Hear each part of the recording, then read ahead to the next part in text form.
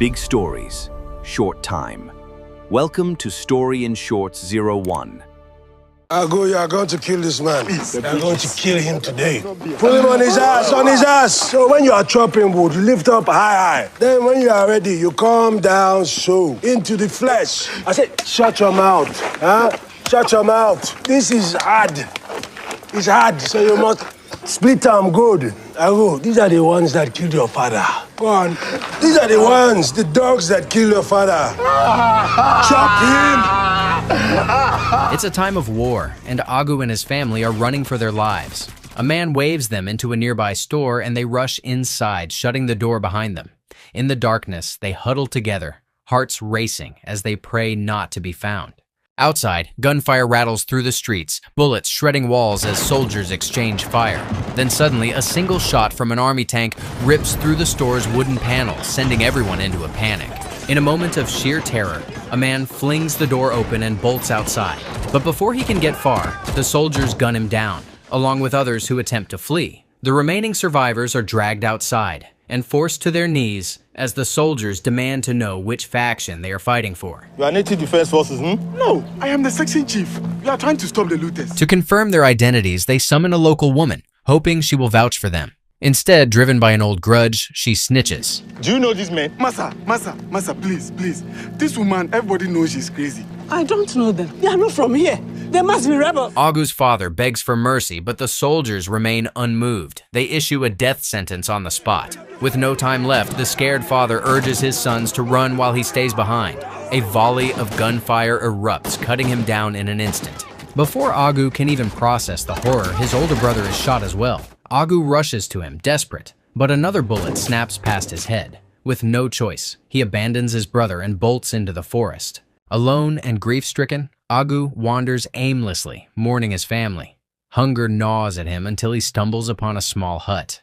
Inside, he finds a sack of flour and a few cooking utensils. He attempts to start a fire, but the flames refuse to catch. Left with no choice, he becomes a vegan to ease his hunger, only for his body to reject the unfamiliar food. Weak and sick, he presses deeper into the wilderness. The next morning, Agu stumbles into the middle of a gunfight. He ducks into a corner, but a man armed with a machete lunges at him. Mistaking Agu for a PLF soldier, the rebels drag him off, restraining and stripping him alongside the other captives. Moments later, the commandant arrives to address the group. His eyes fall on Agu, surprised to see someone so young among the hostages. The commandant learns that it was a boy named Streka who captured Agu. He turns to his second-in-command, 2IC, asking what should be done with the child. 2IC dismisses him, insisting Agu is too small to pose a threat, but the commandant isn't convinced. A boy has hands to strangle and fingers to pull triggers. A boy is very, very dangerous. You understand me? Very dangerous. You understand? The commandant questions Agu, demanding to know why he's alone in the forest. When Agu stays silent, he threatens to let Streka eat him. You should be telling me.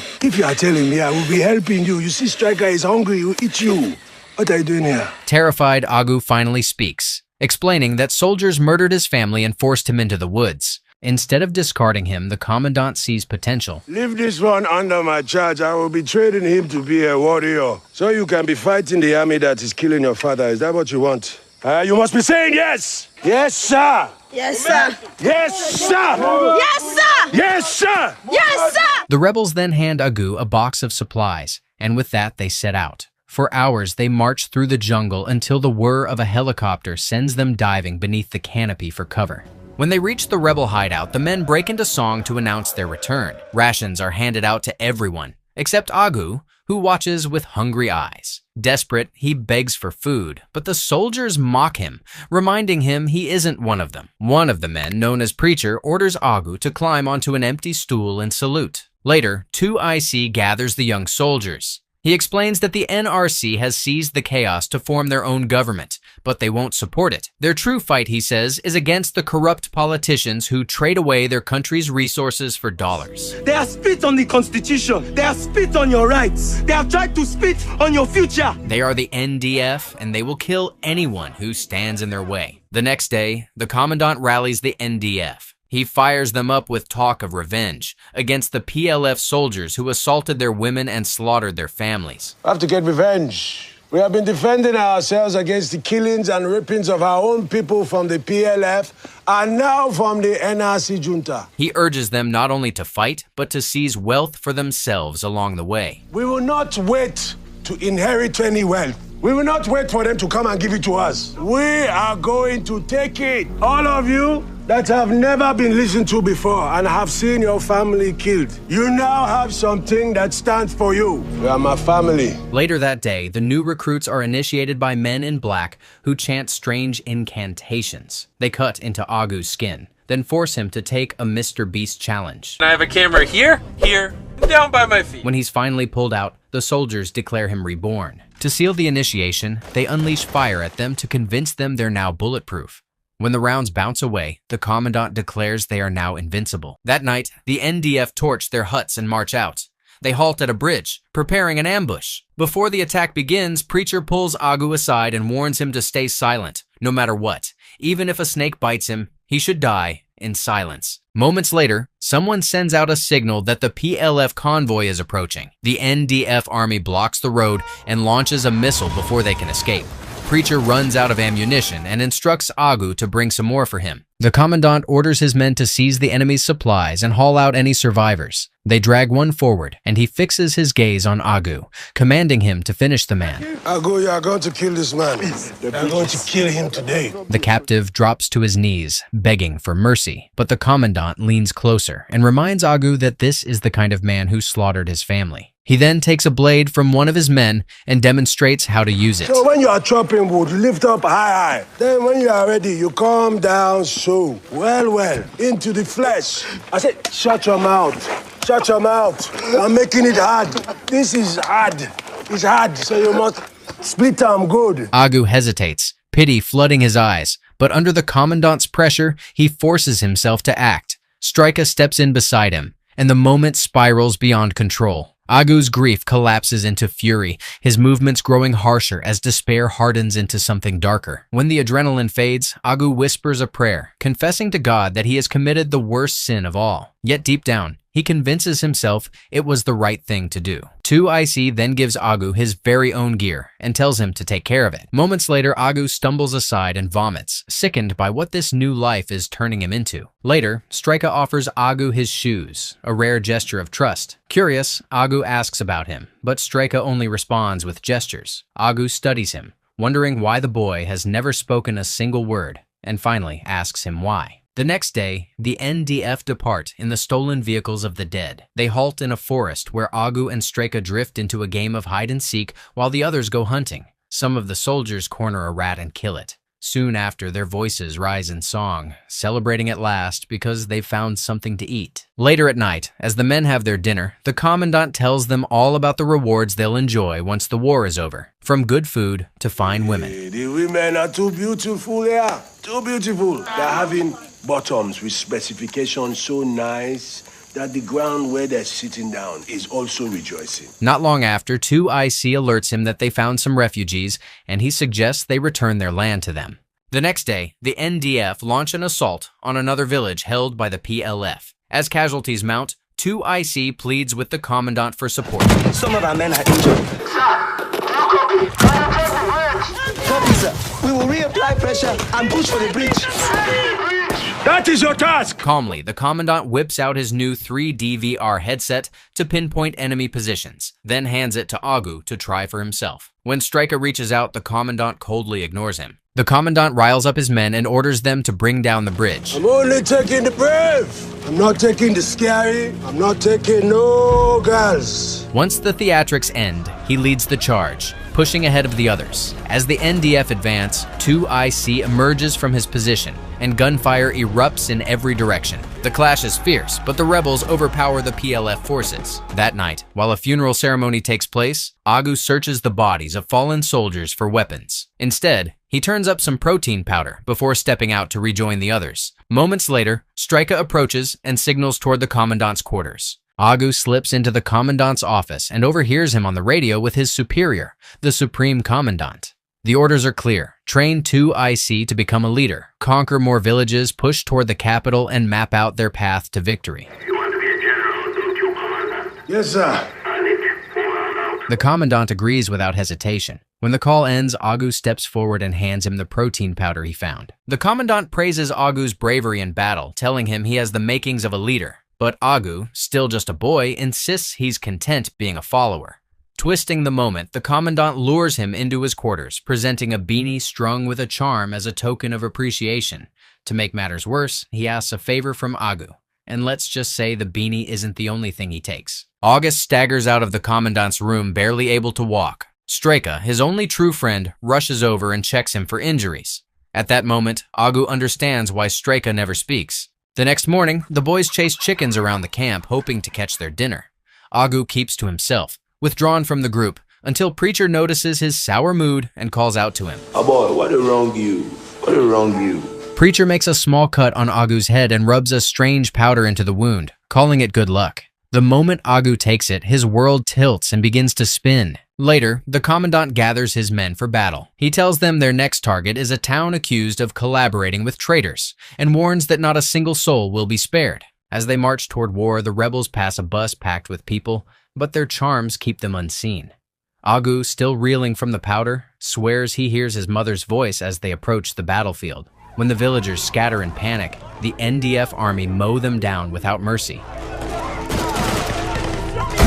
Later, Streka and Agu exchange a fleeting smile, while some of the younger recruits mimic the commandant. Piece by piece, Agu begins to accept this brutal new reality, slipping further into the life of a child soldier. Later, they raid another village, tearing it apart. While smashing through homes, Agu stumbles upon a woman and her young daughter. In his haze, he mistakes the woman for his mother and embraces her. She pushes him away, insisting he isn't her son. The realization stings, and Agu backs off. The soldiers then descend on the woman with vicious laughter. Nearby, Streka turns on the child, and Agu, terrified and overwhelmed, follows his lead, sinking further into the darkness closing around him. Overcome by pity, Agu returns to the room and brings the ordeal to an end, cutting short the woman's suffering. The other soldiers lash out at him for ruining their fun, but Agu walks away cold and unbothered. Do you think Agu still holds on to any shred of innocence, or has he fully become just another child soldier consumed by the horrors of war? Let me know in the comments below. Later, at the town hall, the commandant oversees as grenades are forced into the mouths of hostages. Without flinching, he turns and walks away, announcing that the Supreme Commandant has summoned them. The commandant orders his men to leave one survivor, to spread the word about the NDF. Tell them that we are coming. It's only the beginning. He then pulls Streka and Agu into his squad before setting out to meet the Supreme Commandant. At the gate, he introduces himself, and the guards allow them through. When they arrive at the Supreme Commandant's quarters, the rebels are told to wait in the reception. The commandant glares at the Asian man seated beside him, seething with suspicion. Moments later, an aide returns and informs the man that Goodblood wishes to see him. The commandant, stunned, can't believe the Supreme Commandant would grant the Asian dude an audience before him. The group waits for hours before anyone acknowledges them. They're finally led into another room, only to be told to wait again. Restless, the commandant demands water for his men, but all they're given are cheap plastic sachets. His eyes drift to the grand seat reserved for the Supreme Commandant, and he stares at it with envy before sleep overtakes him. Several hours later, the aide returns with news. The Supreme Commandant is ready to see them. Dada Goodblood greets the soldiers warmly, then orders the commandant's men to go eat. Only 2 IC is told to remain behind. Once the others leave, the Supreme Commandant reveals a change of plans. The assault on the capital is cancelled. Instead, he promotes the commandant to chief of security while handing command of his battalion to 2 IC. The commandant quickly understands this isn't a reward, it's a way to put him in his place. 2 IC accepts the new role without hesitation, but the commandant snaps at him to shut his mouth and leave.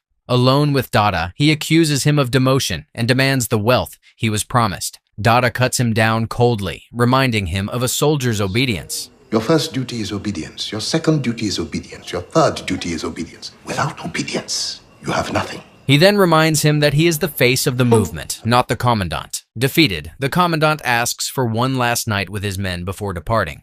He takes his men to a place that's hard to pin down. Part bar, part brothel, the film keeps it intentionally vague.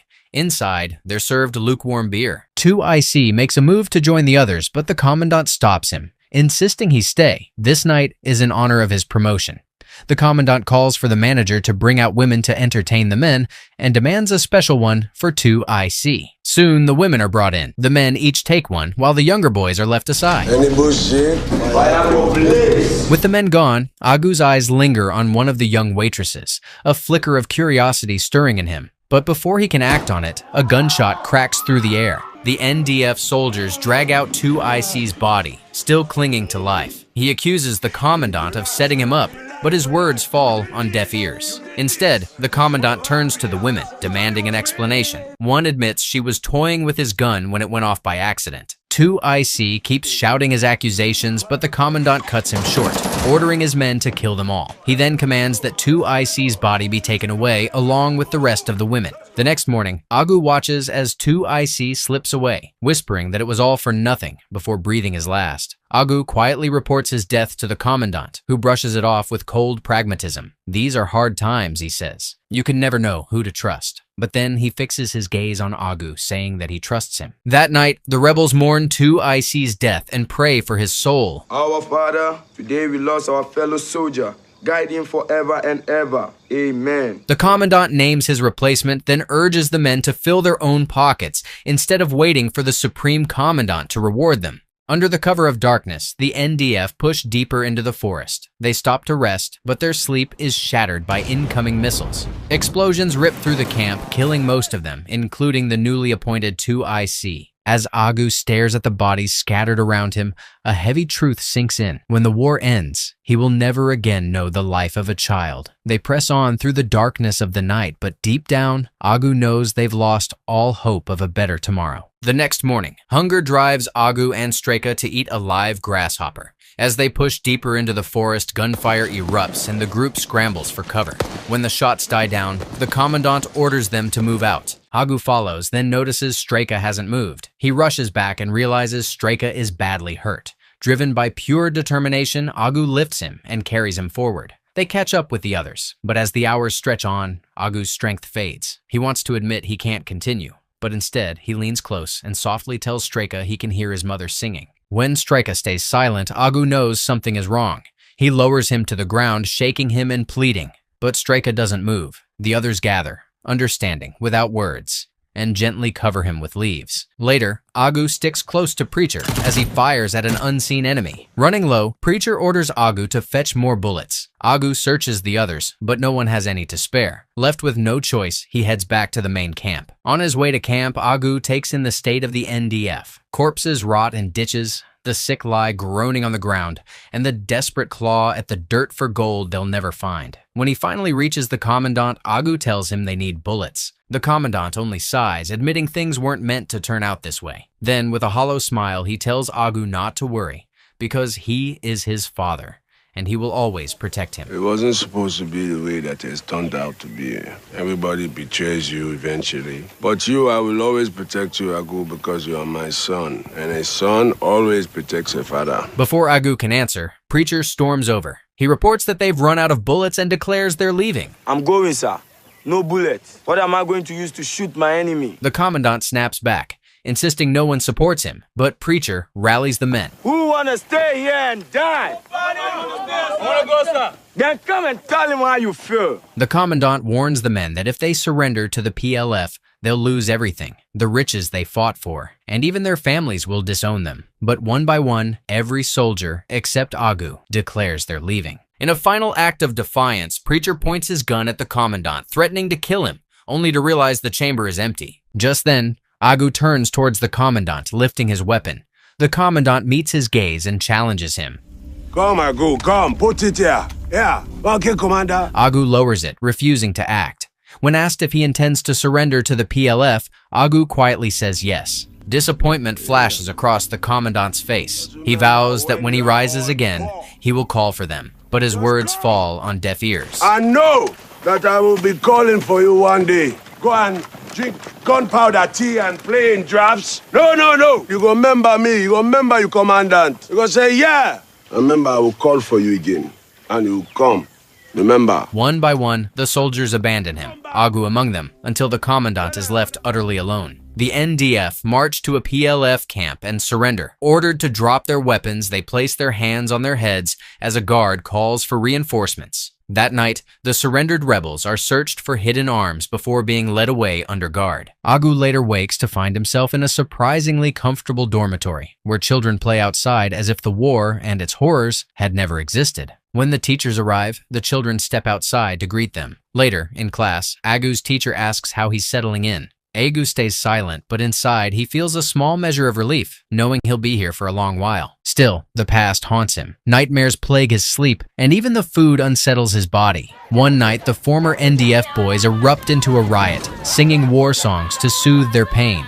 When a staff member tries to calm them, Preacher lashes out, accusing him of poisoning the food, because clearly the UN has nothing better to do than secretly sabotage them. He insists the war isn't over, claiming their country still needs fighters like them. One night, Preacher tries to rally Agu and the other boys to return to the war, but they refuse, unwilling to step back into the horrors they've already endured. Meanwhile, another boy, Randy, chooses to follow Preacher. The next day, Agu sits down for a therapy session with his teacher, Amy. Uncomfortable under her gaze, he asks her to stop staring, but she explains it's the only way they can have a normal conversation. Agu resents her. While he's lived through war, she knows nothing of it. I am like old man, and she's like small girl, because I am fighting in war, and she's not even knowing what war is. Amy gently asks Agu what's on his mind. He tells her he's been thinking about his future. When she presses, asking how he sees it turning out, Agu finally opens up. He admits he's done terrible things and witnessed even worse, but now all he wants is a chance at happiness. If he were to tell her everything he says, she'd see him as a beast, forgetting that he once had a family who loved him. Not long after, a small miracle unfolds. For the first time in what feels like forever, Agu allows himself to just be a child again. On a sunlit beach, he runs, laughs, and plays, if only for a moment free from the shadow of war. This is hands down one of my favorite war films of all time. Idris Elba gave a powerhouse performance, and honestly, I think he was robbed of an Oscar. What makes the movie even more haunting is that the child soldier training scenes were drawn from real accounts in Sierra Leone and Liberia, and many of the background actors were former child soldiers themselves, which gave the film its raw authenticity. Comment below with your thoughts on this movie, and let me know which war film you'd like me to cover next. Thanks for watching.